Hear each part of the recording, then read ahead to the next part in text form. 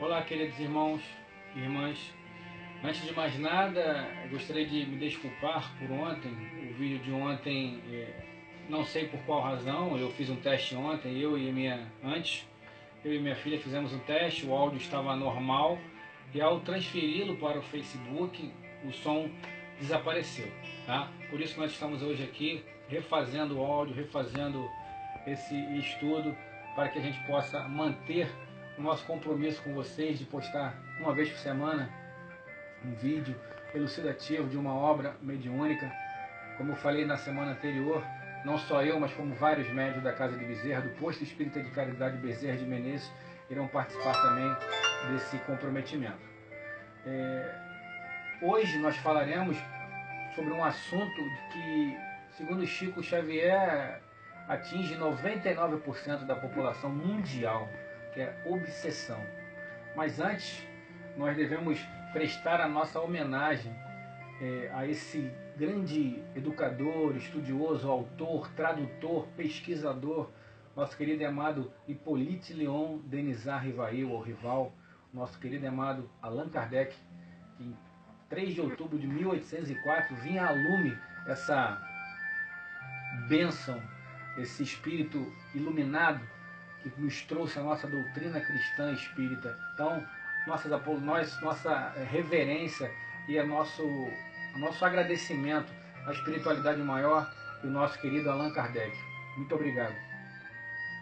Como eu falei, nós falaremos hoje sobre obsessão. O capítulo 23 fala da obsessão.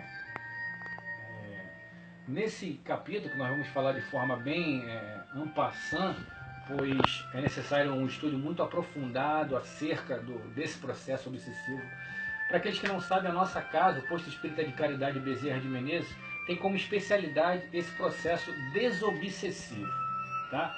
Mais à frente nós vamos falar algo mais, mas vamos nos ater nesse momento ao que o Kardec diz acerca desse problema. Nesse capítulo 23, ele fala acerca da obsessão simples, que o próprio nome já se explica, a fascinação e a subjugação. Vamos lá. Entre os escolhos que apresenta a prática do Espiritismo, ou seja, entre os obstáculos que apresenta a prática do Espiritismo, cumpre se coloque na primeira linha a obsessão, isto é, o domínio que alguns espíritos logram adquirir sobre certas pessoas. Nunca é praticado senão pelos espíritos inferiores que procuram dominar. Os bons espíritos nenhum constrangimento infligem. Aconselham, combatem a influência dos maus e, se não os ouvem, retiram-se. Os maus, ao contrário, se agarram àqueles de quem podem fazer suas presas. Se chegam a dominar algum, identificam-se com o espírito deste e o conduzem como se fora verdadeira criança. A obsessão apresenta caracteres diversos que é preciso distinguir e que resultam do grau do constrangimento e da natureza dos efeitos que produz. A palavra obsessão é, de certo modo, um termo genérico, pelo qual se designa esta espécie de fenômeno, cujas principais variedades são a obsessão simples, a fascinação e a subjugação. A obsessão simples. Dá-se a obsessão simples quando um espírito malfazejo se impõe a um médium, se imiscui a seu malgrado nas comunicações que ele recebe, ou impede de se comunicar com os outros espíritos e se apresenta em qualquer lugar dos quais são evocados. Logicamente, Kardec coloca aqui, se impõe a um médium, né, partindo do princípio que todos nós somos médios, muito embora nem todos nós usaremos essa faculdade nesta vida, né? Mas independentemente de doutrina, seja ela espírita ou não, espiritualista ou não, nós sofremos ataques obsessivos. Isso não é uma exclusividade de nós que nos dizemos espíritas, não. Esse problema atinge, como eu falei no início de Chico Xavier, 99% da humanidade. Não é da humanidade espírita. 99% da humanidade sofrem ataques obsessivos ou processos obsessivos. O próprio Cristo sofreu ataques obsessivos, muito embora ele não estava sujeito à obsessão. A obsessão normalmente é através do processo expiatório, de coisas que nós fizemos no passado, esse passado que vem até o presente se arrastando através dos nossos irmãos que nos perseguem, né? Então esse é o processo de obsessão simples. O próprio nome já diz, é simples. Você pode estar passando na rua, um espírito se afinizar com você, ou gostar de você, te perseguir, ou não gostar de você, te perseguir, mas normalmente não é uma coisa que fica ali constantemente te perseguindo. Pode ser atraído pela própria espiritualidade. Você, por exemplo, que é um frequentador, um médium praticante, um frequentador assíduo de uma casa espírita, eles sabem que você está indo para uma casa espírita. Então eles conduzem aquele espírito junto consigo para que você possa conduzir aquele irmão necessitado. A fascinação, que já entra num segundo processo, já entra num grau de gravidade muito maior. A fascinação tem consequências muito mais graves. É uma ilusão produzida pela ação direta do espírito sobre o pensamento do médium e que, de certa maneira, ele paralisa o raciocínio relativamente às comunicações. O médium fascinado não acredita que o estejam enganando. Fascinação com nós médiuns. Como se dá isso? Por exemplo, a gente vê na nossa casa espírita muitos médiuns, passistas principalmente, e nós vemos muitas das vezes, embora isso não seja lícito, as pessoas escolhendo o médium que vai tomar passe. Isso não pode.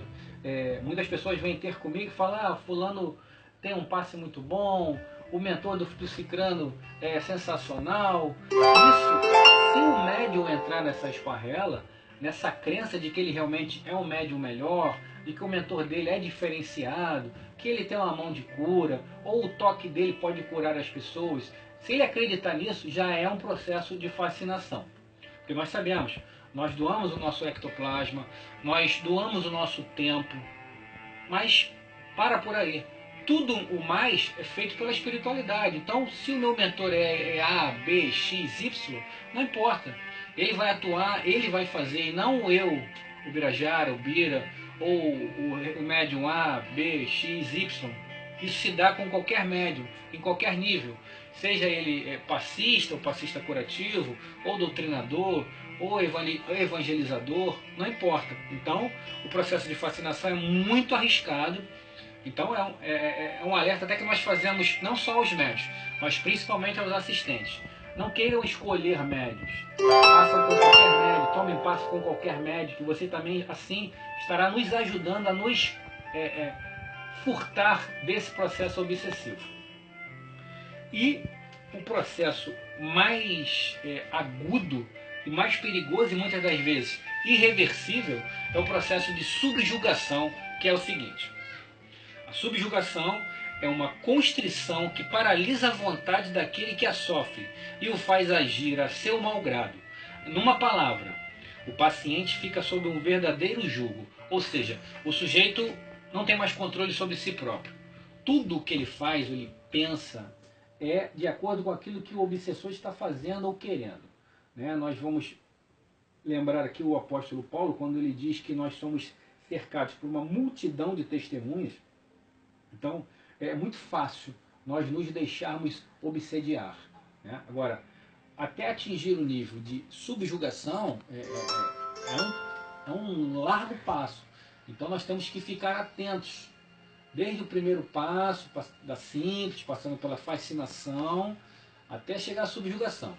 É simples nós verificarmos isso. Basta analisar o nosso comportamento.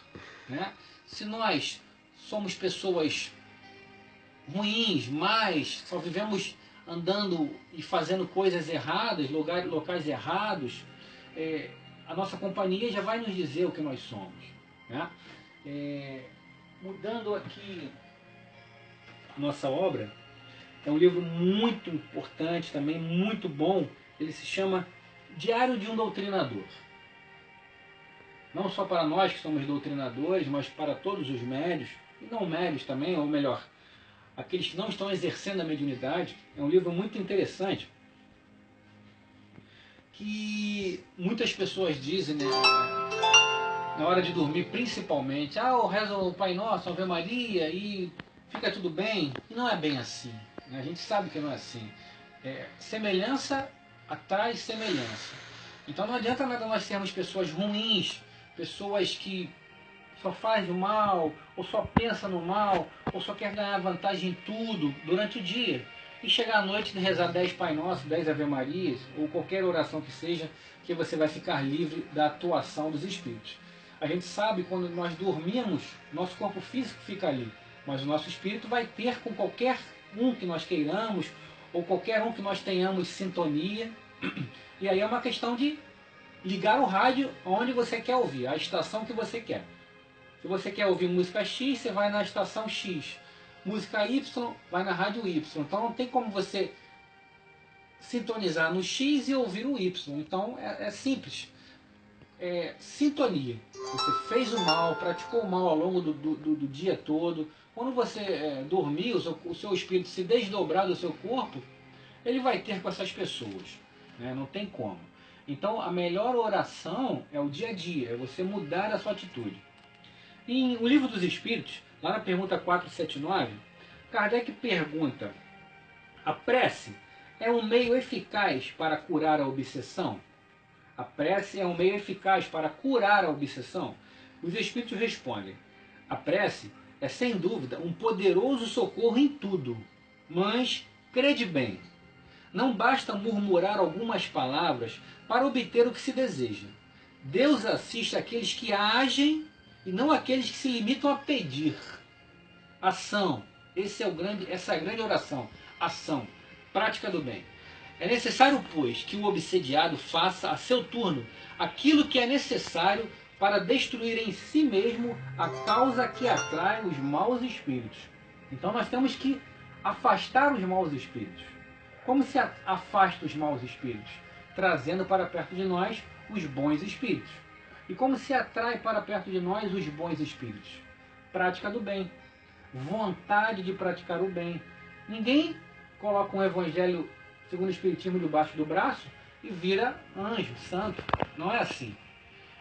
E os espíritos também, por outro lado, sabem que não vão encontrar anjos na sua indumentária celeste aqui na Terra. Não existe. O que nós temos de início é aceitar que somos doentes.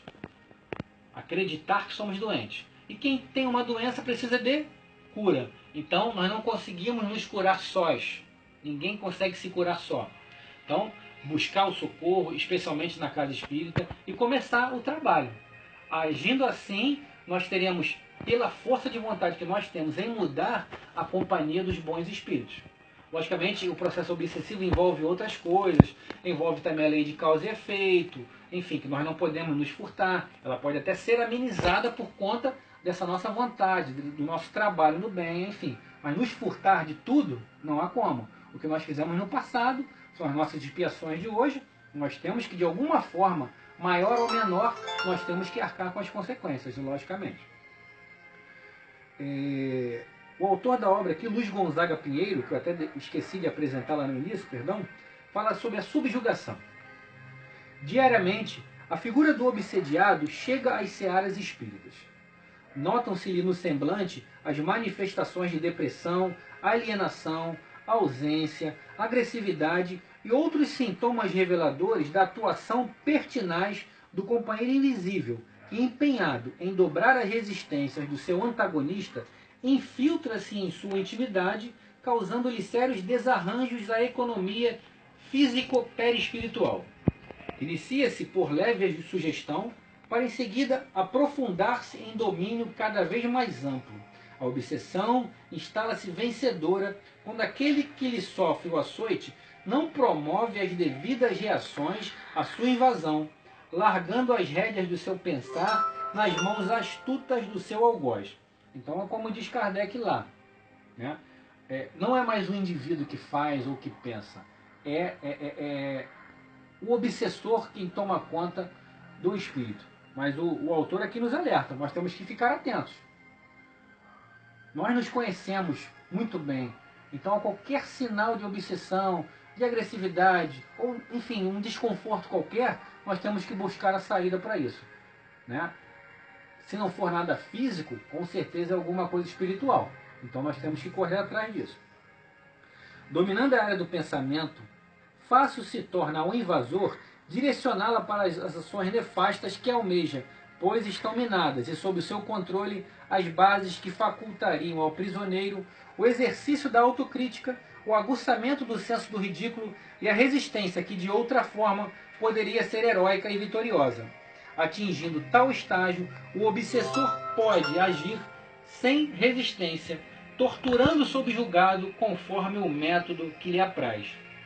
Pode levá-lo ao ridículo, fazendo-o ajoelhar-se em plena via pública, em discursos e mesuras espalhafatosas, tornando-se alvo de escárnio e zombaria, e até da loucura. Muitas pessoas acham que a pessoa está louca.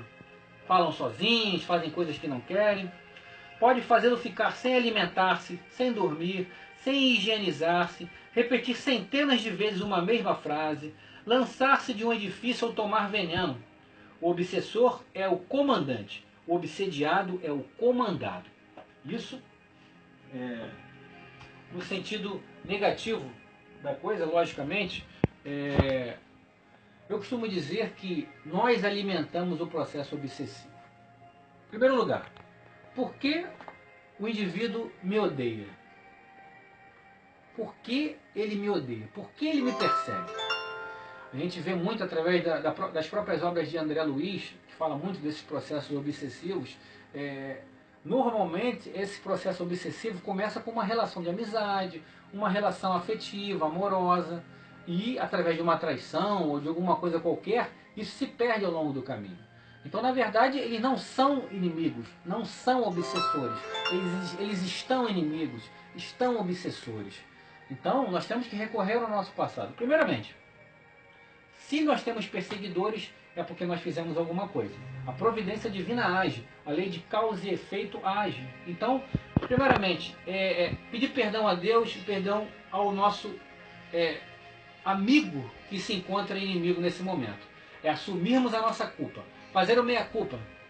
Meia-culpa, meia-culpa, meia máxima culpa. Não há outra saída.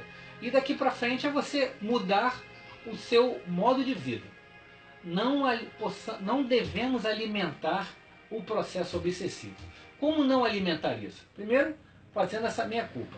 Pedindo perdão ao irmão, conversando mentalmente com ele, dizendo que o que foi feito no passado não há mais jeito, foi feito. Como o nosso mestre fala, nós não sabíamos o que fazemos, o que fazíamos e o que fazemos também. Então é pedir perdão. Segundo, fazer com que esse obsessor se torne novamente o seu amigo. E como se dá isso? Através do melhoramento. Se nós caminharmos no bem, fizermos o bem, pensarmos no bem, agirmos no bem, em algum momento ele vai cair em si. Ele vai deixar aflorar nele aquele sentimento positivo que ele tinha em relação a nós no passado e que, por conta de um processo delituoso, se perdeu ao longo da jornada. Mas, enfim, o que nós não podemos é alimentar. Fazer tudo ao contrário daquilo que nós falamos. Fazer o mal, pensar o mal, agir no mal, alimentar o ódio desse irmãozinho. Um grande exemplo que nós temos é de Divaldo Franco. No capítulo, no livro Semeador de Estrelas, no capítulo Máscara de Ferro, Divaldo fala sobre isso, sobre esse grande perseguidor dele.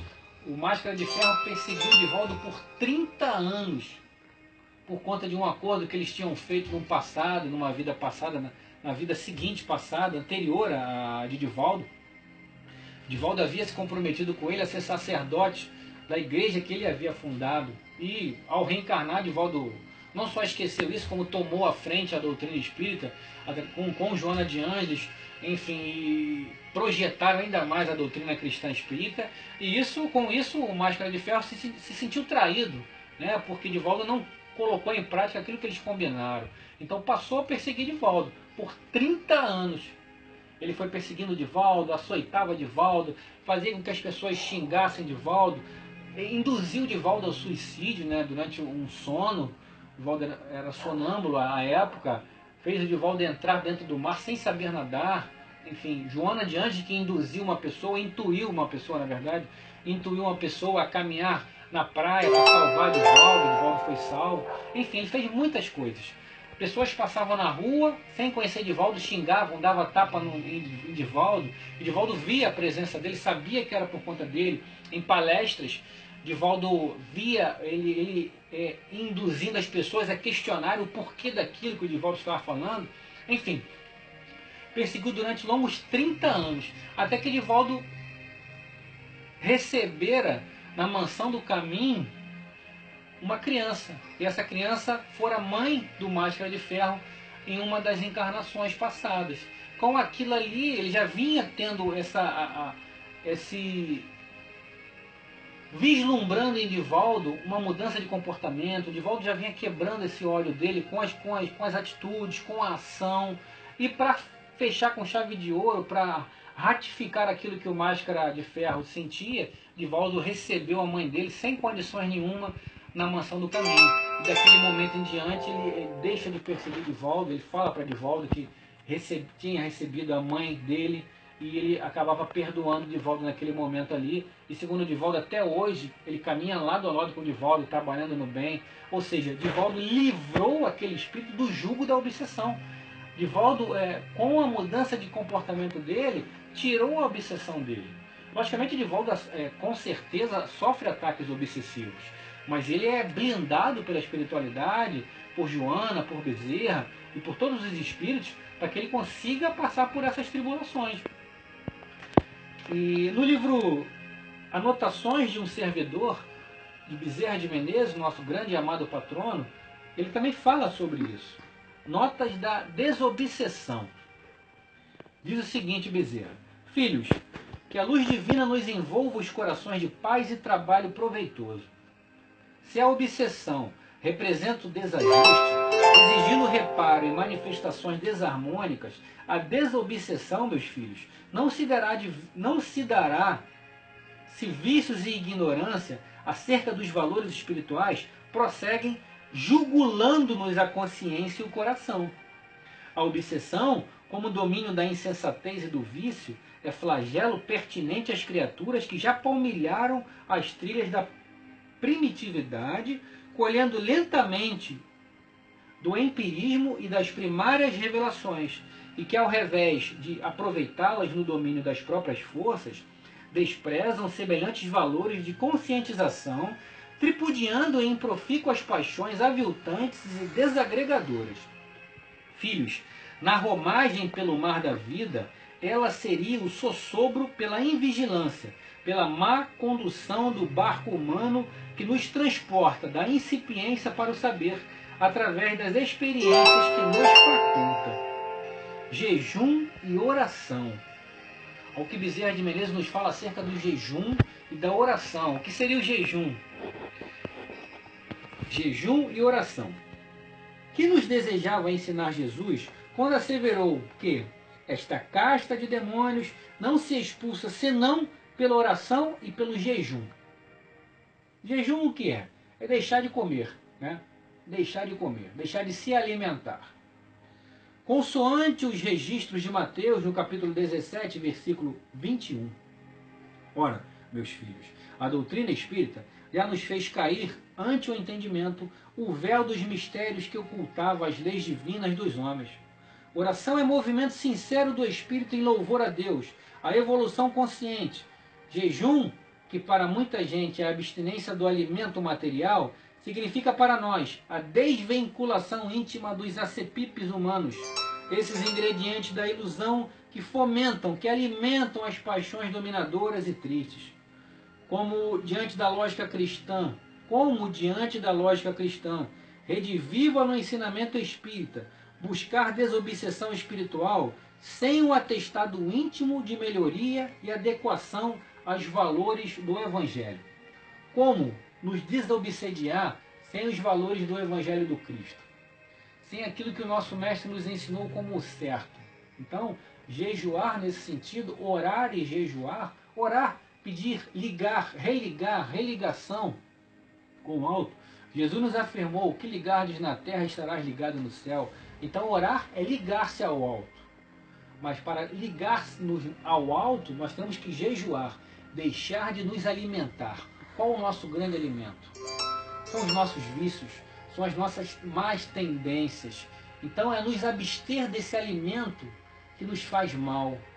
Os nossos vícios, o vício do álcool, do fumo, das drogas, do sexo, da maledicência, de qualquer vício que alimente-nos, que alimente esse processo, que alimente esses grilhões que ficam presos em nós e que nos chumbam cada vez mais ao solo terreno. É isso que Bezerra de Menezes fala do jejuar. É você se abster de tudo aquilo que você gosta, dos prazeres carnais. É negar a si mesmo, como o mestre nos assevera. Negar, tomar a sua cruz, negar-se a si mesmo, toma a sua cruz. Então é negar as nossas más inclinações, os nossos vícios. Só assim nós fugiremos do processo obsessivo. Seja ele do processo obsessivo individual ou coletivo. Quando nós dizemos coletivos, é no meio de um grupo, de uma família, de pessoas.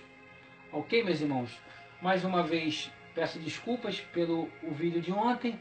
Agradecemos do fundo do nosso coração pela presença, pela paciência de vocês. Muita paz, muito amor, que nós possamos orar, não só por nós, mas em especial pelo nosso Rio de Janeiro, pelo nosso Brasil e pela humanidade inteira. Muita paz, beijo no coração de todos.